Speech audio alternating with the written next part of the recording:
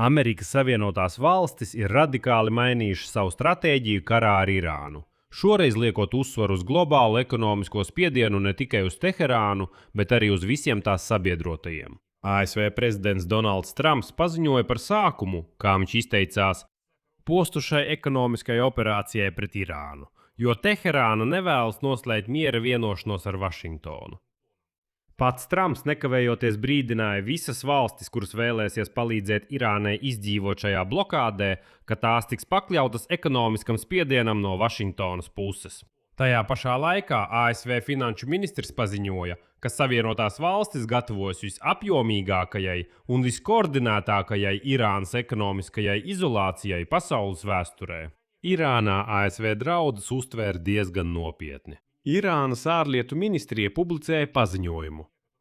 Tajā Trumpa izsludināto graujošo ekonomisko operāciju ar mērķi izolēt Irānu nosauca par terorismu aktu un noziegumu pret cilvēci.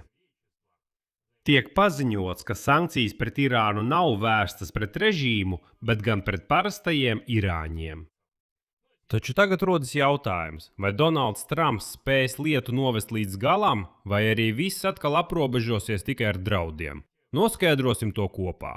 Bet pirms mēs pāriesim pie apspriešanas, vēlos atzīmēt, ka ASV militārie spēki nemanām tomēr izveidoja kuģošanas koridoru Hormuza šaurumā abos virzienos, lai ikdienā pārvadātu miljoniem barelu naftas. Tāpēc ASV var atļauties ilgstošu operāciju pret Irānu.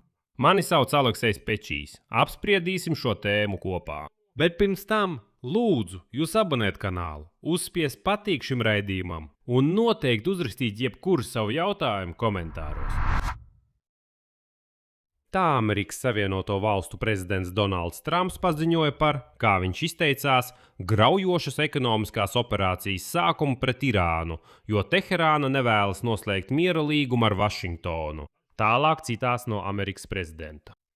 Neviens nav devis Irānas Islāma Republikai vairāk iespēju noslēgt vienošanos kā es. Diemžēl viņi to neizmantoja. Tāpēc šodien es paziņoju par vispostošāko ekonomisko operāciju. Un kāda jebkad veikta pret kādu valsti. Trumps uzsvēra, ka tā būs ekonomiskais karš un izolācija bezprecedenta mērogā. Viņš arī brīdināja, ka jebkura valsts, kas ļaus savām finanšu iestādēm, uzņēmumiem vai valsts iestādēm sniegt atbalstu Irānai, tā pati saskarsies ar, citēju, milzīgām ekonomiskām sekām. Naftas kontrabanda, mīmaiņas līnijas, naudas pārvedumi, valūtas maiņas punkti, kuķu reģistri, fiktīvi uzņēmumi. Tam visam nekavējoties jābeidzas, paziņoja Donalds Trumps. Baltā nama vadītājs aicināja Amerikas sabiedrotos palīdzēt izolēt un uzveikt Irānas radīto apdraudējumu. Un vēlreiz apsolīja, ka Teherānai nekad nebūs kodolieroču. Tajā pašā laikā viņa finanšu ministrs Skots Besens paziņoja, ka Savienotās valstis gatavojas vislielākajai eskordijai ar koordinētu Irānas ekonomisko izolāciju pasaules vēsturē. Viņš saka, ka pasaule neko tādu vēl nekad nav redzējusi. ASV finanšu ministrijas vadītājs arī aicināja sabiedrotos izdarīt izvēli, vai nu viņi rīkojas kopā ar Savienotajām valstīm, vai arī pret tām. Jo īpaši Besens paziņoja, ka ja sabiedrotie vai citas valsts turpinās sadarboties ar Teherānu, pārskaitīt tai naudu, pirkt Irānas naftu vai veikt jūras pārvadājumus, ASV finanšu ministrija un ASV vēstniecība nekavējoties izmantos visu savu spēku un ietekmi, lai nodrošinātu pret viņiem ieviesto pasākumu ievērošanu. Šeit ir svarīgi atzīmēt, ka Donaldam Trumpam ir instruments šāda veida spiediena izdarīšanai. Jo atgādinu, iepriekšējā dienā Senāts jau pieņēma aizsaulē aizgājušā senatora Lindsey Grahama likumprojektu, kas bija vērsts uz sankciju spiedienu pret Krieviju. Tas pats likumprojekts par ELAS sankcijām, taču pēdējā brīdī šajā pašā likumprojektā tika iekļauts arī Irānas jautājums, proti, ka šos pašus pasākumus Donalds Trumps varētu piemērot arī pret Irānu. Būtība ir tāda, ka ASV var ieviest 100% muitas nodevas pret jebkuru valsti, kas jebkādā veidā palīdzēs Irānas režīmam izdzīvot. Iepriekš CNN avota amerikāņu amatpersonu vidū ziņoja, ka Donalds Trumps ir devis rīkojumu pārtraukt jebkādas sarunas ar Irānu, jo Teherāna nav gatava piekāpties. Pēc viņu teiktā prezidenta administrācijā atteicās no mēģinājumiem, citēju, pēc iespējas ātrāk sagraut Irānu un nolēma to ekonomiski nožņaukt. ASV finanšu ministrs Skots Besens piebilda, ka Vašingtona gatavo bezprecedenta spiediena pasākumus pret Teherānu, kas būs vērsts uz tirdzniecības ierobežošanu ar Islāma Republiku un varētu ietekmēt Irānas naftas pircējus.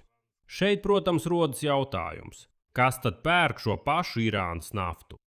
Un lūk, aģentūra Reuters raksta, ka visdrīzākais veids, kā pastiprināt spiedienu uz Irānu, ievies sankcijas pret Ķīnas naftas pārstrādes rūpnīcām un bankām, kas joprojām sadarbojas ar Irānas naftas piegādātājiem. Tomēr šāds solis var izraisīt Pekinas atbildes pasākumus un ietekmēt pasaules enerģētikas tirgu. Tajā pašā laikā Irānā tika komentēts Trumpa paziņojums par ekonomiskā kara izsludināšanu pret viņu valsti. Irānas ārlietu ministrija publicēja paziņojumu, kurā Trumpa izsludināto graujošo ekonomisko operāciju ar mērķi izolēt Irānu dēvē par terorisma aktu un noziegumu pret cilvēci. Tātad režīms Irānā, kas protestu laikā nogalināja desmitiem tūkstošu cilvēku, tagad saka, ka tas ir noziegums pret cilvēci. Ļaujiet man citēt oficiālo Irānas ārlietu ministrijas paziņojumu.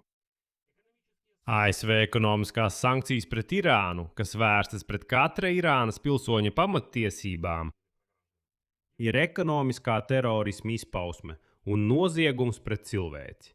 Un persona, kas dod rīkojumu ievieš šīs sankcijas un tās īsteno par šādu pretīgu noziegumu izdarīšanu, ir jāstājas tiesas priekšā un jāsaņem sods. Sankcijas un ekonomiskais spiediens ir vienas un tās pašas monētas otra puse, kā militāra agresija, sāpīga agresija. ASV sāpīga atkarība no šiem diviem instrumentiem ne tikai rada reāls draudus starptautiskajam mieram un drošībai, bet arī ir novedusi cilvēces civilizāciju pie nepieredzēta morālā pagrimuma. Atvainojiet, es nevaru atturēties, kad lasu šādus Irānas ārlietu ministrijas paziņojumus. Viņi atceras, viņi ir kā krievi. Lūk arī krievi, kad viņiem sāk sist pa seju, krievi atceras par starptautiskajām tiesībām, par cilvēcību, par cilvēktiesībām, par starptautiskiem drošības pasākumiem un tā tālāk. Bet, kad paši karo, viņi par to visu aizmirst.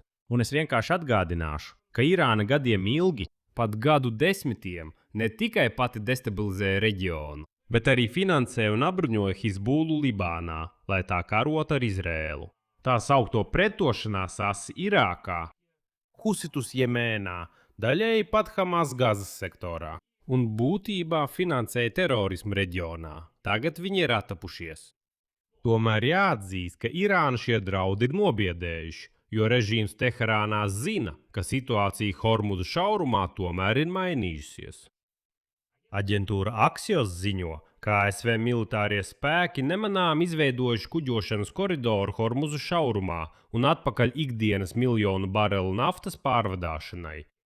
Kā ziņots, operācija, kas jau norisinās vairākas nedēļas, katru nakti caur Dienvidu kanāla garumānas piekrastes šaurumā ieiet un iziet 15 līdz 20 tankuģu. Pēc amatpersonu teiktā, no šauruma katru dienu tiek transportēta aptuveni 10 miljoni barelu naftas. Tas ir aptuveni pusi no pirmskara apjoma. Šāda situācija mazina vienu no sāpīgākajiem šī kara aspektiem, proti naftas piegāžu traucējumus, kas izraisīs strauju jēlnaftas cenu kāpumu. Lai gan naftas apjomi, kas tiek izvest no šauruma, joprojām ir zemāki nekā pirmskara līmenī, tas jūtami ietekmē pasaules piegādes. Un tagad darba grupā ASV militāru personu vadībā koordinē savas darbības ar reģionāliem partneriem Persijas līča valstīs. Tā sastāv ikdienas kuģu sarakstu, kas iziet no Persijas līča caur Hormuza šaurumu uz Arābijas jūru, kā arī sarakstu ar nomātiem tukšiem tankuģiem, kas dodas no Arābijas jūras caur Hormuza šaurumu uz Persijas līča valstu ostām, lai papildinātu naftas krājumus. Katru nakti šie kuģi pārvietojas pa vienu lielu maršrutu noteiktā laika posmā. Un pa vienu lielu maršrutu atpakaļceļā citā laika posmā, lai Amerikas armijai pietiktu spēka pavadīt tos abos virzienos. Tiek ziņots, ka operācija kļuva iespējama pateicoties nesenajai 2 nedēļu ilgajai ASV centrālās pavēlniecības militārajai kampaņai, kuras laikā tika izsistas no ierindas Irānas radiolokācijas un jūras novērošanas sistēmas. Tagad Irāna vienkārši neredz visus garām braucošos kuģus. Proti, ar radariem vairs nepietiek, un attiecīgi šos kuģus var noslēpt. Un uz šī fona Trumps tieši arī paziņoja, ka ASV vairs neved sarunas ar Irānu, jo draudi šaurumā ir minimizēti, lai gan tie joprojām pastāv. Tomēr ir jāsaprot, ka Donalda Trumpa jaunajai ekonomiskā žņaukšanas stratēģijai ir arī savi trūkumi. Irānas ekonomikas sagraušanai būs nepieciešami mēneši vai pat gadi. Tas prasīs stratēģisku pacietību, ko Donalds Trumps gandrīz nekad neizrāda. Irāna nebūs vienīgā, kas uzdrošināsies pieļaut, ka Donalds Trumps nogurs no sava jaunā plāna ilgi pirms tas sāks nest rezultātus. Taču šobrīd Donalds Trumps gaida ciemos uz ASV Ķīnas līderi Ši Džiņpinu, ar kuru iespējams mēģinās koordinēt spiedienu uz Irānu, iespējams graudot ar jaunām sankcijām. Piemēram, viens no efektīviem soļiem būtu sankciju ieviešana pret Ķīnas bankām, kas piedalās operācijās, kas saistītas ar nelegālu Irānas naftas pārdošanu. Taču Trumps jau, ja nemaldos, 23. septembrī pieņems Ķīnas prezidentu Ši Džiņpinu valsts vizītē. Tas ir viens no galvenajiem gada notikumiem Amerikas prezidentam, tāpēc tas būtu liels pārsteigums. Ja Trumps sabojātu atmosfēru, ieviešot kādas sankcijas pret Ķīnu līdz tam laikam, pirms Ši Džiņpina vizītes. Bet pat ja Trumps ir gatavs pagaidīt, kamēr viņa ekonomiskais karš nospiedīs Irānu, ir vēl viens faktors. Teherāna var atbildēt nevis ekonomiski, bet militāri. Skatieties, kas ir svarīgi. Donalds Trumps, izsludinot ekonomisko karu, cer, ka kara darbības karstā fāze ar raķešu palaišanu, apšaudēm un tā tālāk tiks apturēta. Nu, vai vismaz tā norims. Tas nozīmē, ka mēs neredzēsim kara darbības karsto fāzi, bet pa to laiku, pēc viņa ieceres, ASV maksimāli spiedīs uz Irānu. Taču Irānai ir nopietni politiski iemesli liekt, atvainojiet, Donaldam Trumpam panākt, lai viss norimst ASV rudens vēlēšanu kampaņas laikā. Turklāt Irāna ir ģeopolitisks stimuls eskalācijai, lai saglabātu savu galveno militāro sasniegumu. Iespēja palēnināt kuģu kustību, kas šķērso Ormūzas šaurumu. Jauni dronu vai raķešu uzbrukumi kuģiem palielinās ekonomiskās izmaksas amerikāņu vēlētājiem un atgādinās viņiem, ka karš patiesībā vēl nav beidzies.